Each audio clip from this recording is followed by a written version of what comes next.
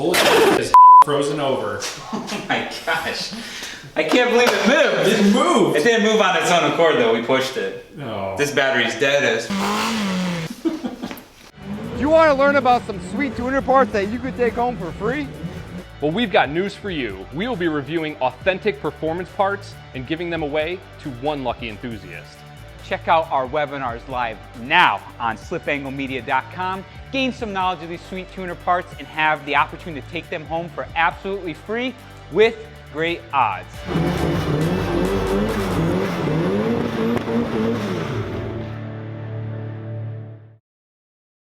What are we doing today, Quinn? We are gonna change the wheels again. So for those of you, if you remember, take a walk with me, Matthew. Don't look at this, because these are just placeholders on here. Well, actually, no, take a look at these. These are the Enki Kojins 18 by 9.5 plus 30 offset wheels that I had on the RX-7. I had bought a set of Advan TC4s to put on the FD to replace these 17 by 9.5 plus 38 offset Enki RPF 1s. That's a beautiful wheel. They're timeless wheel. I'm keeping these wheels for track duties, okay? They're lightweight, they're strong enough, like, they're not terribly expensive, great.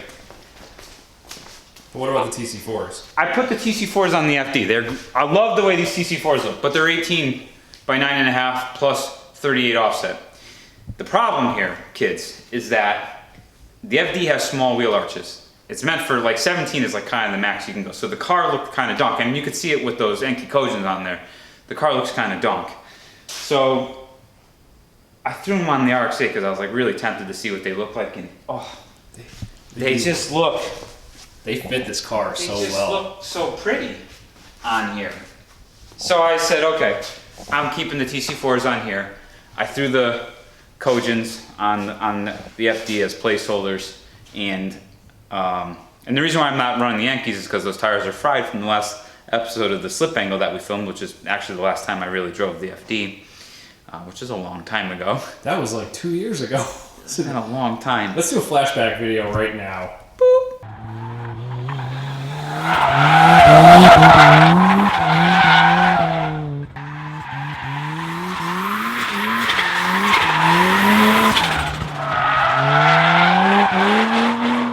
So anyways, I was shopping for, I wanted a set of Advan RG2s because I have RG2s on the NB.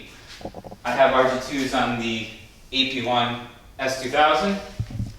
And it's one of my all-time favorite wheels. And I was like, I would love to get them for the FD, but I can't find them anymore because they're discontinued. The RG3s, they don't make the correct width and offset. For 17, you can't go wider than a 9.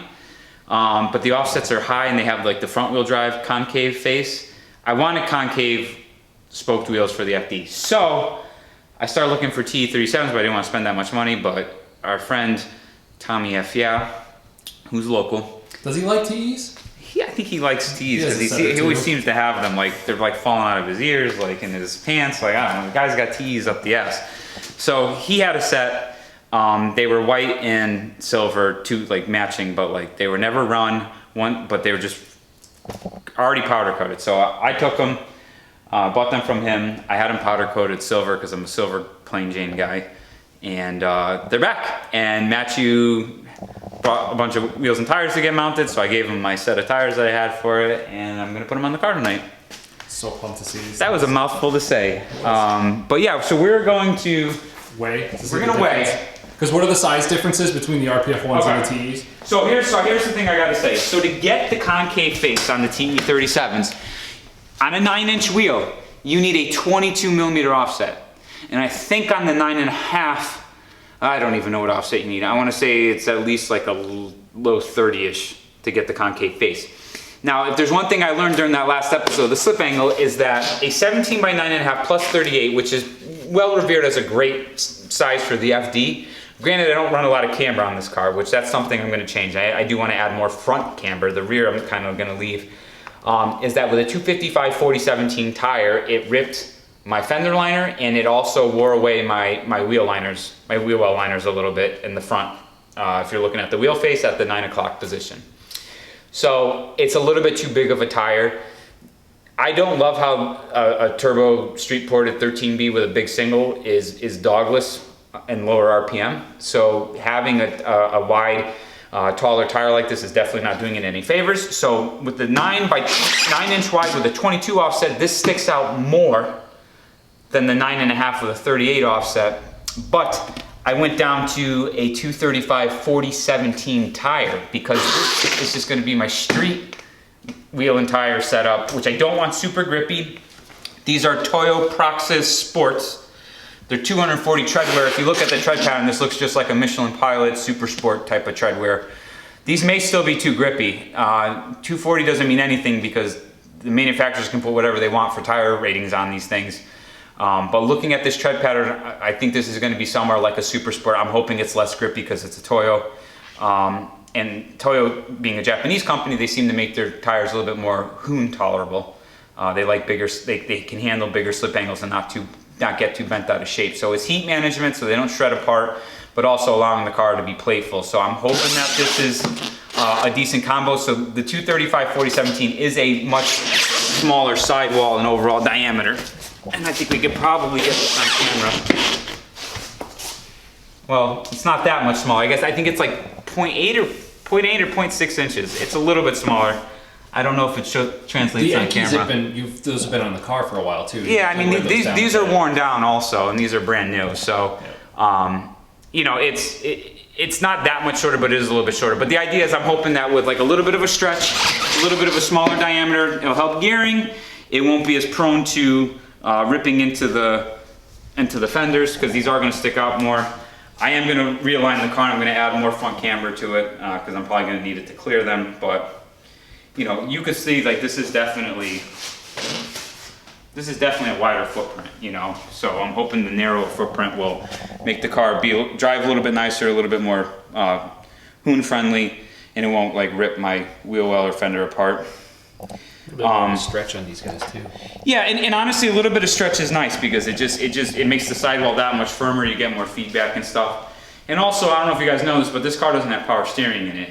Not by my choice. It didn't come with power steering, and I have a power steering setup for it sitting out there that I probably am still going to put on. I'll see how it drives with more camber and a narrower, less grippy compound. But muscling the wheel around with these things, like especially like if you're doing big slip angle stuff, like when we filmed that episode of Slip Angle, it sucks. You're dying in the car. The efforts are so much higher than something like a Miata, which has 500 pounds less than this thing, or maybe 450. But it's substantial. You feel it. The wider, grippier tire, like it just doesn't do you any favors. So, and then that's it. I'm going to keep the RPF ones for track tires. I'm probably going to put a set of Toyo R1Rs on here. That's what I've been running on the NB for track duties, and like I like them because they still allow a little bit of playfulness to the car. But I'm going to go down to a 245 40/17 tire. So I'm going to shrink the sidewall a little bit more. But as you saw, like a 235 40/17 is really not that much smaller diameter. It was 0.8 inches on the tire calculator, if I remember correctly. So almost an inch. I guess that's something. I don't know. I'm talking too much here. Let's put these things on and just get it over with. Let's weigh them. Oh yeah, we gotta weigh them. All right. So, what do you think? Well, actually, Matt, what do you think is gonna be lighter? This is a tough call because you're a little bit smaller in width and less tire. Less tire, half an inch diameter. And TEs are very light. Half an inch width, smaller. RPF ones are super light.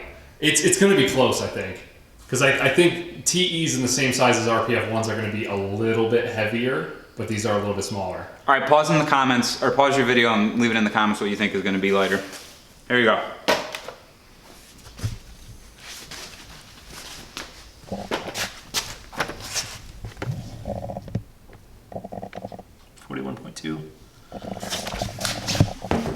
Okay. Now for the TE. Oh man. I'll tell you what, they feel about the same. This actually feels like it's going to be heavier. 38.4. Wow. Wow. Wow, I'm saving almost 3 pounds of unsprung weight. That's great. See, that's one thing that people don't take into consideration. You know, I could say this with all certainty that or actually I shouldn't say all certainty, but I'm almost positive these wheels are 15 pounds if I remember correctly, and I think those are 17 pounds, but the weight saving is in the tires. Yeah. People don't account for how heavy tires are, and I always look at the weight of tires because one person's 235 40/17 could weigh 3-4 pounds less than somebody else's. So what you're saying is we should all put 195s on a 9-inch wide wheel? You didn't hear it from me, but you know, that sounds like kind of what I'm saying. Maybe those campers guys have something going there? But yeah, perhaps. All right, let's take a pause, I'll get set up and we're gonna put these on.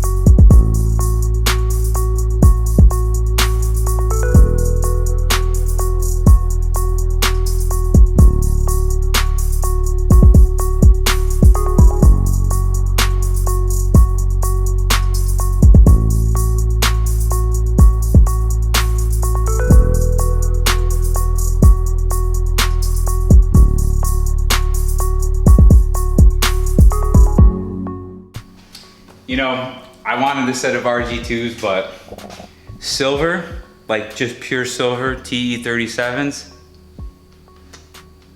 it's exquisite, boys and girls. I love it. You can't go wrong with that face. You know, everybody does bronze, or they'll do the SL, which is like that graphite with the polished slip, or they'll do like the black colored ones, but I guess like, it's kind of lame at this point to put TE37s on an FD. Like everybody and their mother, I feel like, has TE37s on an FD, but I don't, like thinking off the top of my head, I don't know anybody who has them in just like pure silver. And I got the idea for this actually when we were at Tommy's and he had a set of, not this set, it was a different set that he had on one of his R32s. They were just pure silver, it was a GTST. And I, like every time I walked by them, they always caught my attention. So I gave these to my powder coater buddy, Mr. Mike Chansey. I said, I want a nice silver, and I kind of told him the color that I was going for, and I just said, surprise me, but I think he nailed it. I think this is a really nice color, and I think it complements the black nicely. And the 17s definitely look proper on the FD. They fill the wheel arches much better, and having a little bit more of a meteor tire, like kind of like really brings back that 90s old school look.